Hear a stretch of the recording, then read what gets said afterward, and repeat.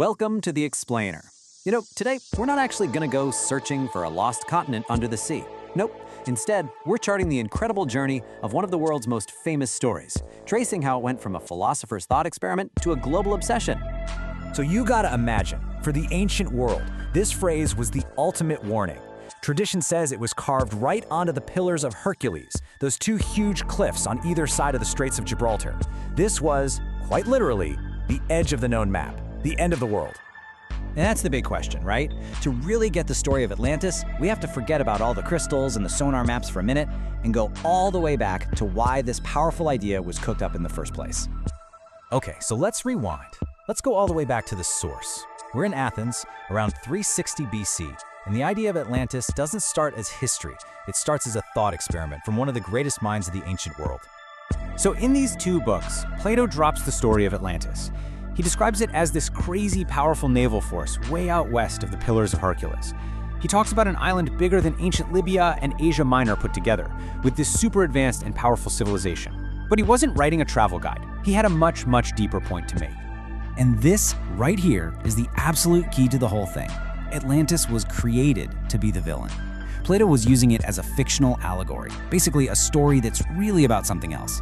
A warning about the dangers of imperial ambition and hubris, which is really just a fancy word for dangerous overconfidence. He set up this corrupt empire to be the bad guy against his own fictional version of an ancient ideal Athens, a state that was virtuous, brave, and everything he thought a society should be. And look, this crazy ending wasn't just for drama. It was the whole point. The gods, furious with the Atlanteans' arrogance, just wiped them off the map. This was Plato sending a massive warning shot to his fellow Athenians about what happens when a great society completely loses its way. But here's where things get really interesting. Almost right away, after Plato wrote his story, people started arguing about whether it was a real historical place. The story was just, it was too good to just be a story. So get this, the debate over whether Atlantis was real or not, it's literally as old as the story itself. Plato's own star student, a guy named Aristotle, was firmly in the it's fiction camp. But other people, like the philosopher Crantor, apparently took it as literal history and even claimed there was proof of it in Egypt. And this quote right here, from way later in the 5th century AD, it just goes to show you that this debate kept raging for centuries. Ancient writers just kept it going. The line between a moral lesson and actual history had gotten super blurry, and let's face it, the idea of a lost, magnificent civilization was just too cool to let go of. So for over 1,000 years, Atlantis was just this quirky philosophical idea. But then the 19th century came along and Atlantis got a radical modern makeover that Plato would not have recognized at all. Things really go off the rails in 1882.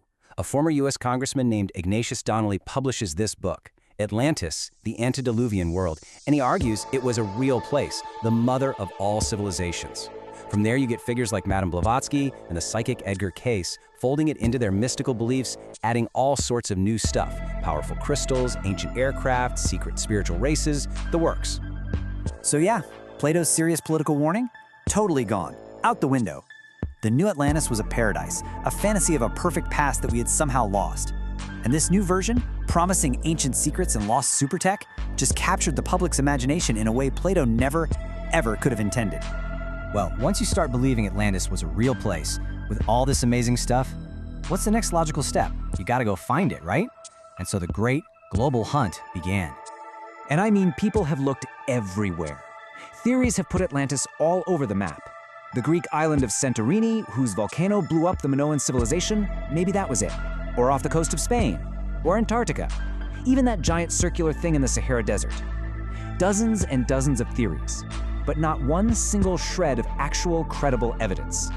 And here's the thing, scientists, especially geologists, are super clear about this. The whole theory of plate tectonics, how continents drift around, makes the idea of a huge landmass just vanishing into the ocean pretty much geologically impossible, at least in the time frame Plato is talking about. And yet, with no geological proof, no archaeological proof, the hunt goes on. Which, brings up a way more interesting question. Okay, so if Atlantis isn't a real place, and all the science says it can't be, then why are we still so obsessed with finding it? What are we really looking for? It's like the Plato scholar Julia Annis says, we've completely missed the point. Plato wanted us to use the story to think about our own societies, about power, about corruption. Maybe the real reason Atlantis just won't go away has very little to do with a sunken city and everything to do with what it represents to us. You know, let's circle all the way back to where we started, the edge of the world. For thousands of years, that motto, ne plus ultra, defined the limits of what was possible. But after Columbus's voyages in 1492, the nation of Spain, which ruled over the Pillars, adopted a new motto for its coat of arms. They just dropped one little word, the na. Nothing beyond became further beyond. I mean, that simple change just perfectly captures this fundamental shift in how humans see the world, this new belief that there was always something more just past the horizon. So in the end, the story of Atlantis sticks around not because we actually think we're going to find some sunken ruins, but because it represents the ultimate plus ultra. It's a fantasy of a perfect past, a hope for some kind of lost wisdom, and it's a symbol of that eternal human need to discover what lies just beyond the map of our own knowledge. The real lost continent isn't in the ocean. It's a powerful and really enduring idea in our collective imagination.